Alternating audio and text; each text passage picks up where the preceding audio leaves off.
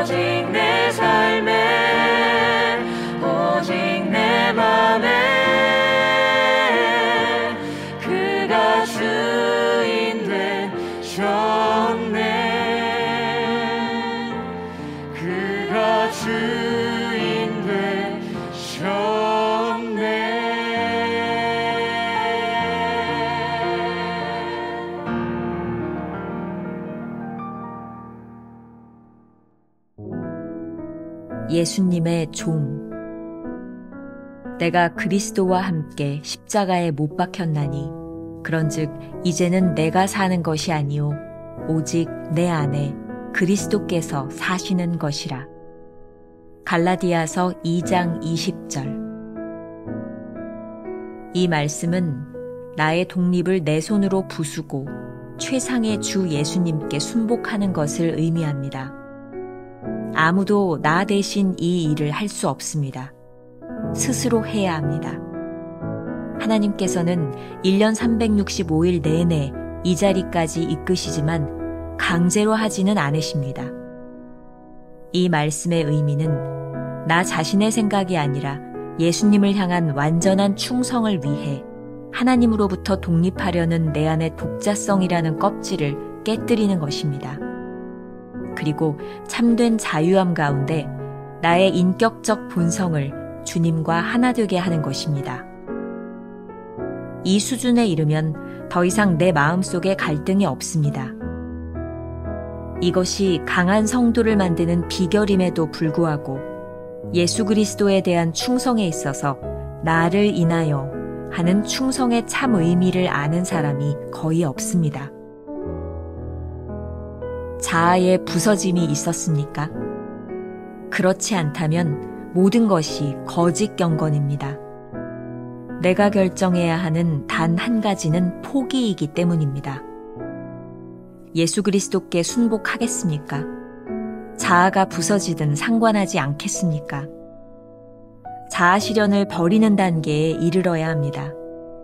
그러면 그 즉시 초자연적인 하나됨의 실제 사건이 발생합니다.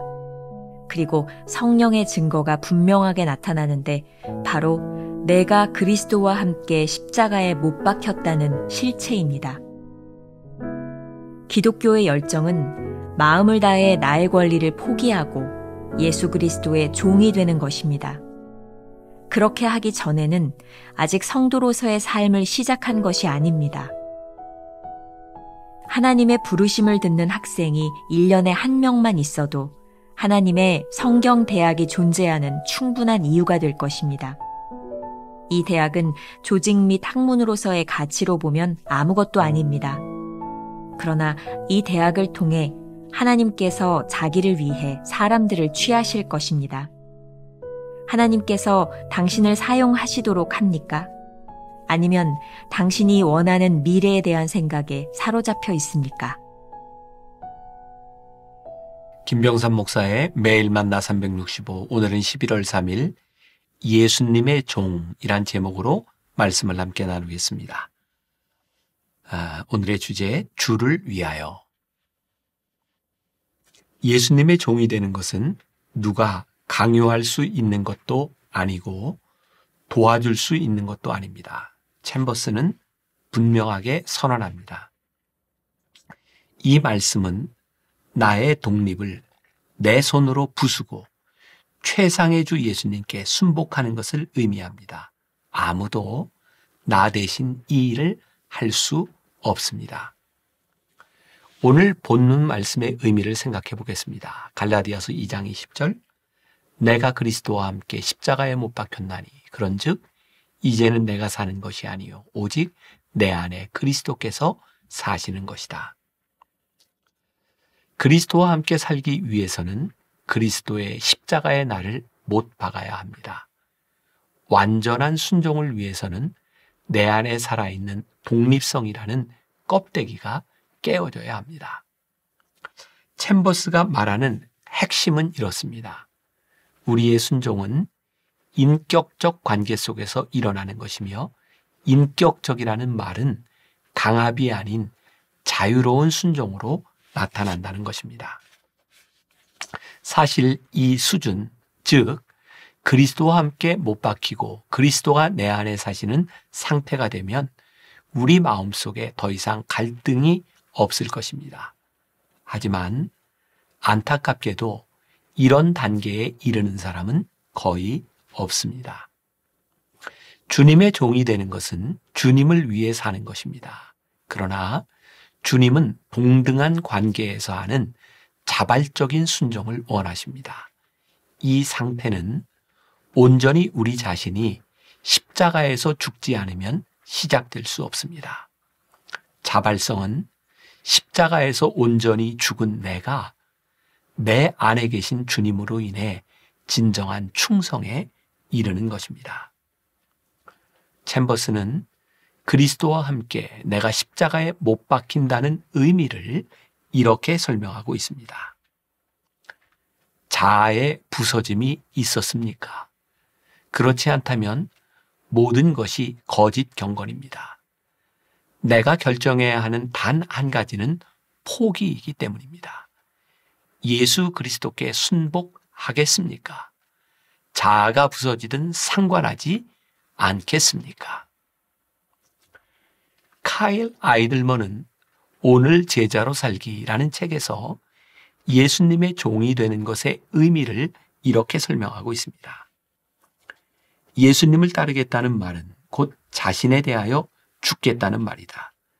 예수님은 우리의 모난 구석들을 깎아 행동과 성격, 태도를 개조하기 위해서 이 땅에 오신 게 아니다. 심지어 우리를 더 나은 우리 자신으로 변화시키기 위해 오신 것도 아니다. 복음의 핵심은 예수님이 우리의 옛 삶을 죽여 그분을 위해 새로운 삶을 살게 하기 위해 오셨다는 것이다. 우리가 그분을 닮는 것이 그분이 오신 이유다. 제자가 되고 싶다면 반드시 자기 십자가를 지고 예수님을 따라야 한다. 카일 아이들먼이 말하는 제자와 챔버스가 말하는 예수님의 종이 일맥상통합니다. 공통점은 나의 자아를 부수고 옛 삶을 죽이는 것입니다. 죽는다는 것은 모든 것을 놓는 상태입니다. 죽음은 아무것도 할 수 없는 상태에서 모든 것을 생명 되시는 주님께 양도하는 것입니다. 진정한 주님의 종이 되어 주를 위하여 살 각오가 되어 있다면 자아가 부서져야 합니다. 자아가 부서진다는 것의 의미는 무엇일까요? 자신이 꿈꾸는 이상이나 자아 실현을 내려놓겠다는 의지적 결단입니다. 이 의지가 참으로 신기합니다. 의지는 의지인데 자신을 내려놓는 의지입니다. 다시 한번 반복합니다. 이 의지가 참으로 신기합니다. 의지는 의지인데 자신을 내려놓는 의지입니다. 의지적으로 자신의 의지를 내려놓을 때 초자연적인 사건이 실제화됩니다. 즉, 내 안에서 그리스도께서 사시고 내 안에 계신 그분을 위하여 살게 되는 것입니다. 이것을 챔버스는 기독교의 열정이라고 표현합니다. 기독교의 열정은 마음을 다해 나의 권리를 포기하고 예수 그리스도의 종이 되는 것입니다. 그렇게 하기 전에는 아직 성도로서의 삶을 시작한 것이 아닙니다. 앞에서 이렇게 진정한 그리스도인의 삶을 사는 사람이 거의 없다고 했습니다. 챔버스는 런던의 성경대학에서 이런 각오를 가지고 학생들을 가르쳤습니다. 하나님의 부르심을 듣는 학생이 1년에 한 명만 있어도 하나님의 성경대학이 존재하는 충분한 이유가 될 것입니다.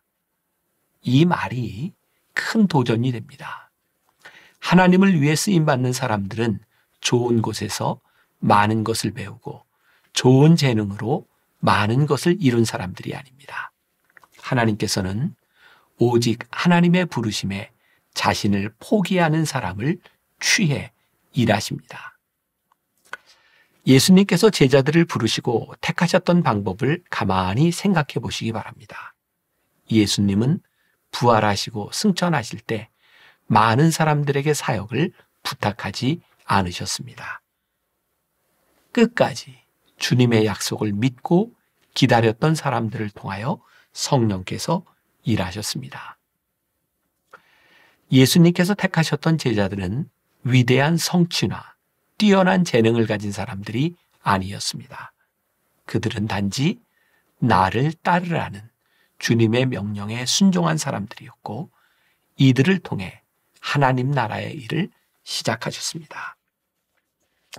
오늘 우리가 주님께 쓰임받고자 한다면 하나님께서 사용하시도록 우리를 내어드려야 합니다. 우리가 원하는 미래가 아니라 하나님이 쓰실 미래를 기대하는 마음을 가져야 합니다. 우리가 기억해야 될 한 줄 노트. 자아가 깨어지고 부서질 때 비로소 성령의 증거가 우리 안에 나타납니다. 오늘 하루 이런 질문을 가지고 살아봅시다. 하나님의 부르심으로 인해 무엇을 포기했습니까? 포기한 것을 분명히 말할 수 없다면 아직 주님의 제자로 쓰임받기에 합당하지 않은 상태입니다. 기도하겠습니다. 우리는 참 쉽게 우리는 주님의 제자입니다. 주님의 종입니다. 이렇게 고백할 때가 많이 있습니다. 그런데 실상은 우리의 자아가 깨어지지도 않았고 우리의 것을 주님 앞에서 포기하지 않은 상태에서 말로만 그렇게 고백할 때가 많이 있습니다. 진정 주님의 제자가 된다고 하는 것은 우리의 모든 것을 주님께 내려놓는 것, 주님과 함께 십자가에 못 박히는 것, 그래서 주님과 함께 내가 인격적으로 살아나는 것을 의미합니다. 주님, 우리의 의지로 우리의 의지를 내려놓게 하여 주옵시고 주님과 함께 죽으며 주님과 함께 사는 것이 무엇임을 고백할 수 있는 귀한 성도들이 되게 하여 주옵소서. 오늘도 주님과 함께 죽고 주님과 함께 사는 놀라운 신비를 경험하는 하루가 되게 하여 주옵소서. 예수님의 이름으로 기도했습니다. 아멘.